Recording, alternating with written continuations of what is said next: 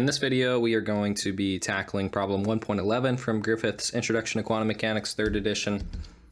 This problem is a bit of a beast, lots of math to it, so it will take a while.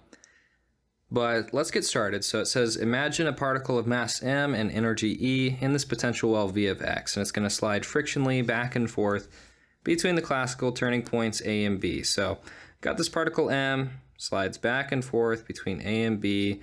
It's restricted by this maximum energy, this energy ceiling, you might say, as it's in this potential well. All right.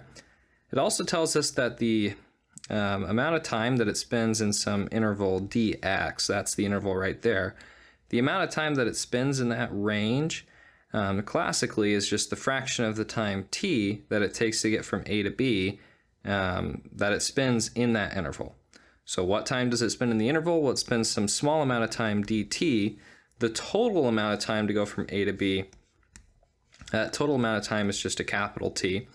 And so essentially, how much time dt is it in dx? Okay, how much time is that compared to the whole interval of time t, capital T? And that's the probability of finding your particle in the range dx. So then let's look at this more mathematically. So rho of x is a density function. Rho of x times dx equals dt over t, so that fraction right there. And we're going to go ahead and multiply by 1, dx over dx. But now what we're going to do is say, okay, well now we got a dt over dx times dx over this capital T.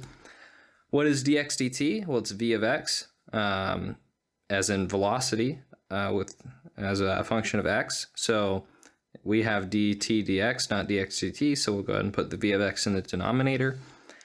And we get rho of x dx is equal to 1 over v of x times the total interval of time t times dx. This is going to get a little bit messy because t is the integral from 0 to t dt, which is the same thing as the integral from a to b of 1 over v of x dx. And so essentially this, what I mean by this getting messy is that this is going to go down here eventually. And so anyway, but what we're left with is that rho of x is equal to 1 over v of x times t. And as it says here, this is pretty much the closest analog that we have in classical mechanics to the square of the wave function. And so part A tells us to use conservation of energy to express the velocity in terms of energy and potential. And so total energy and potential, the potential function. And so part A, let's go ahead and make sure I got the right size pen here, make that a little bit bigger. Okay. Part A, express v of x, express the velocity of x in terms of capital V of x and E. And I'm going to do this really ugly capital V of x just because it will help so that we're not using the same symbol for lowercase v and uppercase v. That can get a little confusing in this problem. So personally, that's what I choose to do. So then conservation of energy tells us that the total energy is this potential plus kinetic, which is equal to this potential function plus 1/2 m v of x squared. So the velocity squared. And obviously that's velocity as a function of x. Now we just need to solve for this velocity here. So how are we going to do that? Well, E minus v of x is equal to 1/2 m v squared.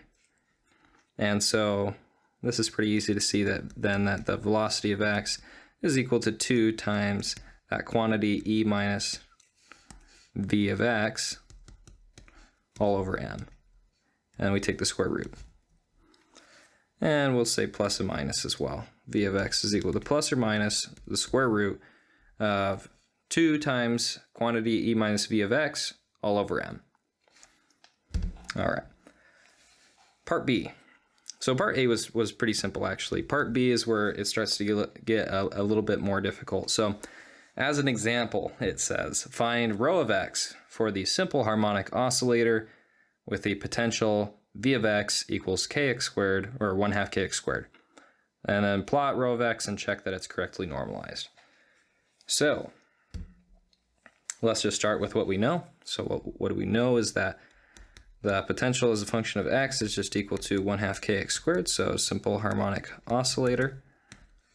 And then we need to plot rho of x and check normalization. So what is rho of x? Well, rho of x is equal to 1 over v of x times t. So velocity times the total time interval. That's what it gave us already.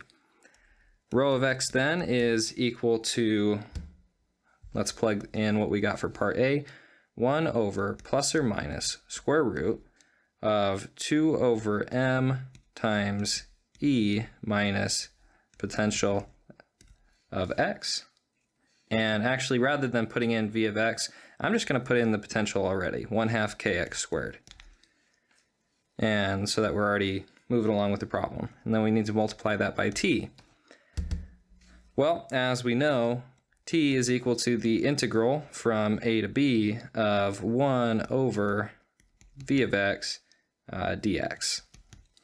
And so let's plug all of that in, and let me make sure I have enough space. So rho of x is equal to 1 over, this is going to be a very massive denominator here. And yeah, you could do this in multiple steps, but I just prefer to do it all at once and get it over with.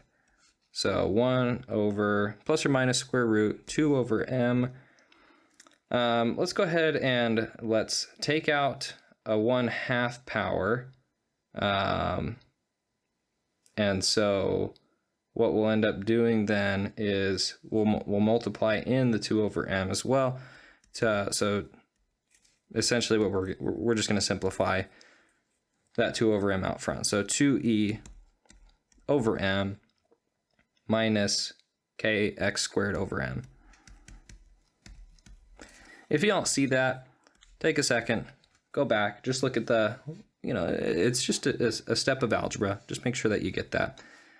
Times the integral from a to b of 1 over, we got to do the same thing now, plus or minus square root of 2 over m times e minus v of x, potential of x. All right, and then we're going to do dx. And I'm not going to simplify that one just yet. And so what do we see? Well, this might be really hard to see at first, but what we have is we have an m in the square root, but in the denominator. And then we also have, so that's in those two terms right there. We also have this m, which is in the denominator, but will eventually end up in a square root in the numerator. And so essentially, once again, this is one of those things that if you don't see it right away, take a second, make sure you see the algebra, but these m's do cancel. Okay, those do actually cancel. And what we're left with then is that rho of x equals 1 over massive denominator. We'll do plus or minus square root of 2e minus kx squared. And then we're going to multiply that by integral from a to b of 1 over plus or minus square root 2e minus 2v of x, 2 potential of x. And I forgot the 2. There we go. And then dx. Okay, let me make sure I got everything right here before we go on. So 1 over square root of 2e minus kx squared times that integral, 1 over that. Okay. And so that is then, well, what you see is that what we can do is we can divide by 2e. We're going to get that over 2e. We're going to divide by 2e there. And then the 2's are actually going to cancel from this one. And why am I doing this? Well, this is then equal to 1 over, make that a little bit nicer, 1 over the square root of 1 minus kx squared over 2e times the integral. And now we're going to go, because this is a simple harmonic oscillator, we're going to go from -a to a. We don't have to go from a to b anymore. We know that it's going to go from a -a to an a. where a is just that amplitude.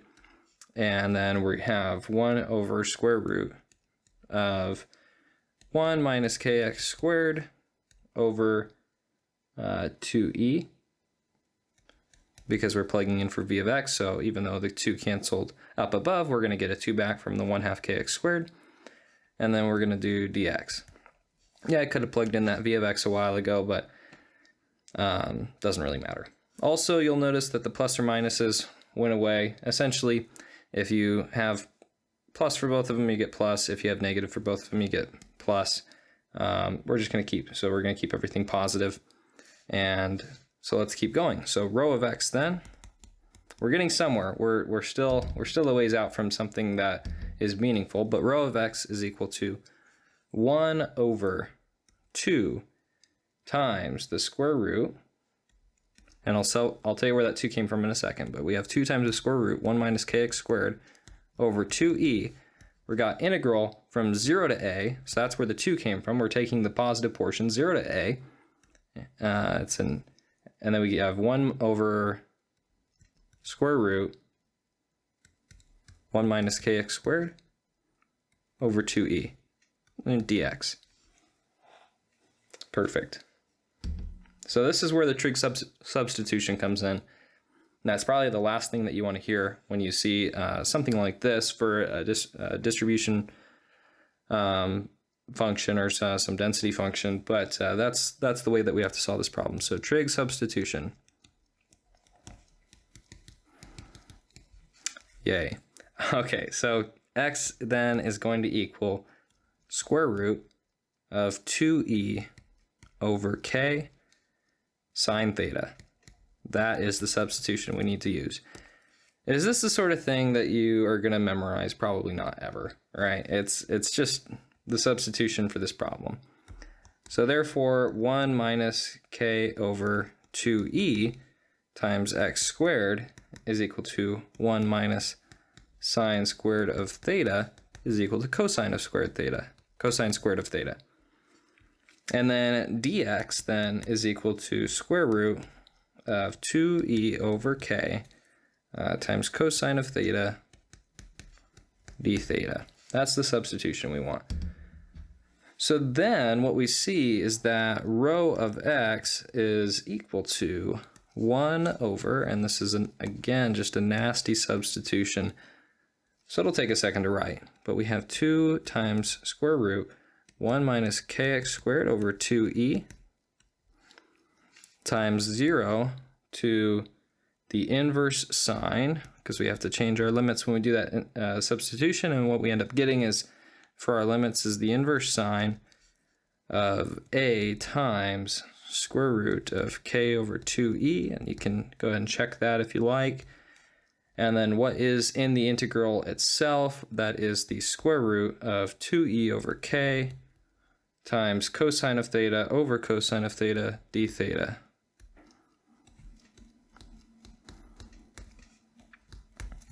So you can see why we did this. The cosine of theta cancels out for both of those. And then what you are left with then is that rho of x is equal to 1 over 2 times the square root 1 minus kx squared over 2e. And then this integral then, before we do the integral, let's pull out the 2e over k.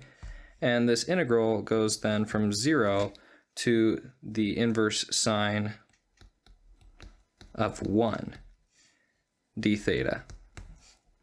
And why is that? Well, let's just go ahead and look at it here. If you see, the inverse sine actually only goes to 1 under these bounds, right? That's 1 right there. That's the limit of this. That's where that function is limited to. That's its behavior. And so that's where the inverse sine becomes discontinuous. So that's the full domain. That's what we need to worry about. And so let me just keep this here so that you can look at that and review.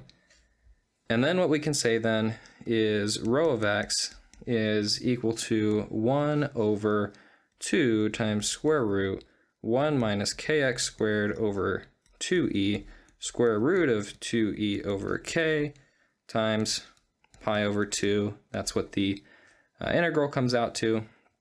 And that is equal to 1 over essentially pi times 1 minus kx, did that wrong, 1 minus kx squared over 2e, square root of 2e over k.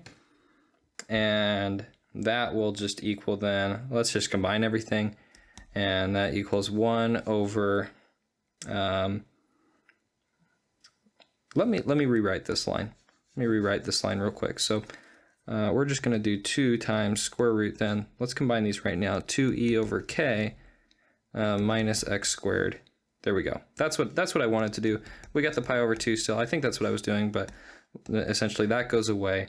And let's just let 2e over k, square root of 2e over k, be defined as a normalization constant a. And so this is then equal to 1 over pi square root of a squared minus x squared. And that's our rho of x. That's our function, finally. And so let me write this out a little bit nicer. Rho of x is equal to 1 over pi times square root a squared minus x squared. So this is a really neat formula to get to after all these substitutions and the craziness of this problem. This is a really neat formula to get to. But let's keep in mind that rho of x, because of the steps that we took, is valid then for absolute value of x less than a, and then for absolute value of x greater than or equal to a, rho of x is equal to 0. And why is that exactly? Well, that's just because if we go all the way to the top here, we're going from, we're treating this as a simple harmonic oscillator, so it goes from negative a to a, negative a to a. And so the density function rho of x is only valid within those bounds. Outside of that, it goes to 0 because of the potential well, the nature of the potential well. So here's the thing, is this normalized? Yes, it is. And so here I've gone ahead and graphed it on Desmos.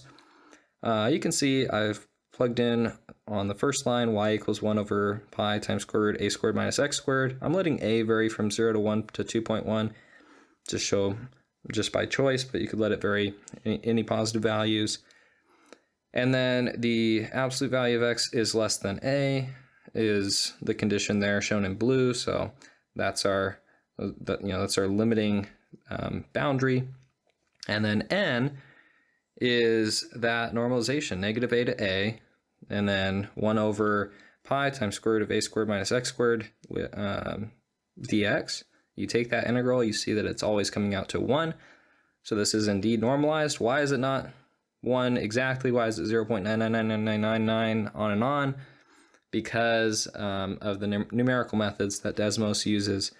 It doesn't get perfect integrals, but it gets pretty darn close, as you can see there. So that's just a result or an artifact of the numerical methods that are being used. So there's your function, there's your proof that it's normalized. But of course, this is physics, so we are going to just go ahead and champion through the normalization by hand as well. So normalization, there we go, normalization, then integral from negative to infinity, rho of x dx equals 1. And so essentially we have, there we go, integral negative a to a of 1 over pi times square root of a squared minus x squared dx, and that should equal 1. And let's just show right here that's exactly what I plugged in on this line 4 for n, so should come out to 1, but let's see how it works. So this is equal to 1 over pi, let's bring that out, negative a to a of 1 over square root a squared minus x squared dx. And let's do another substitution. So x is equal to a sine theta. That's how we'll define it. A squared then minus x squared is equal to a squared times 1 minus sine squared of theta. That's a pretty easy substitution to see. And that equals a squared times cosine squared theta. This is a much more reasonable substitution to expect, by the way. This is much more reasonable and much more common, so try to memorize this substitution. Dx equals a cosine of theta d theta, and then what we get is that those limits from negative a to a are then going to go to limits from inverse sine of negative 1 to inverse sine of 1, which then are limits from negative pi halves to pi halves. So those are how your limits change. So let's go ahead and plug back in. So we got 1 over pi integral negative pi halves to pi halves, and we have a cosine of theta d theta over a cosine of theta when you plug in. A cosine theta and a cosine theta cancel. We're just left with our d theta, and so what we get is 1 over pi times pi halves minus a negative pi halves equals pi times 1 over pi, which equals 1. And so yes, rho of x is properly normalized, and now we can move on to part C.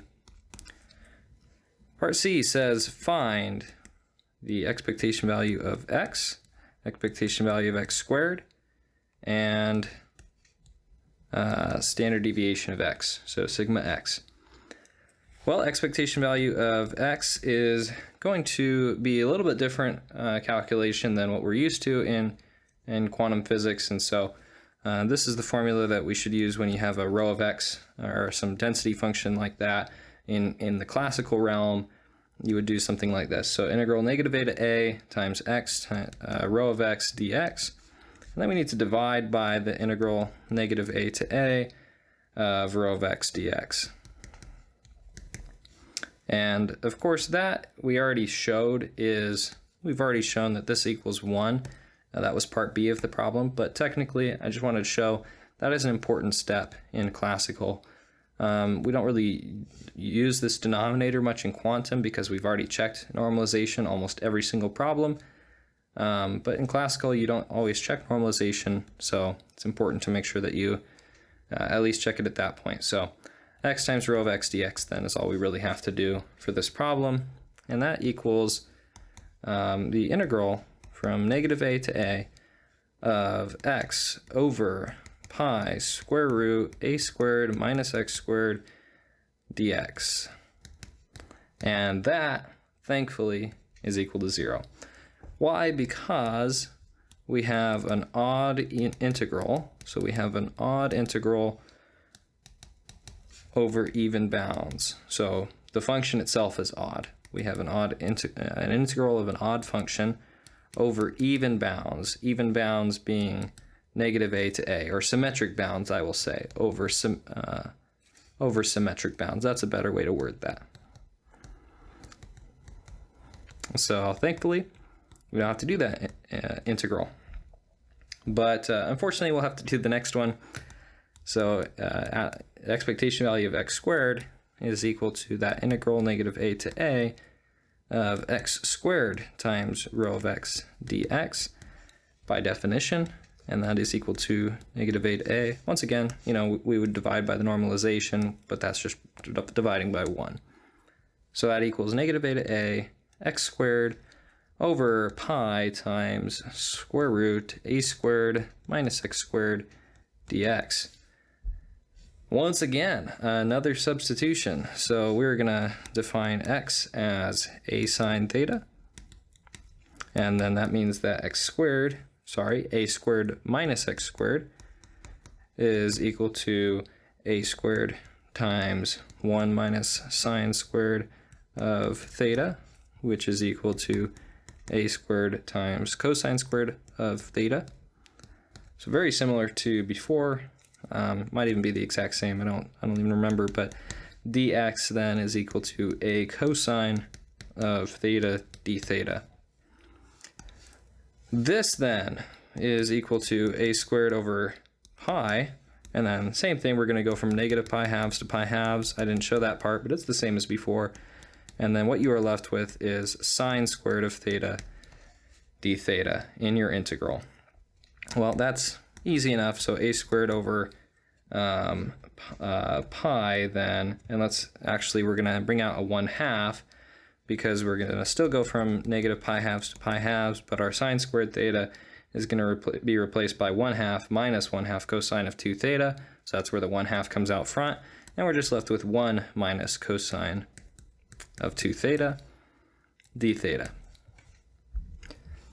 This is equal to a squared over 2 pi times pi minus negative pi halves to pi halves of cosine of 2 theta d theta, and end the bracket, and that is going to equal 0.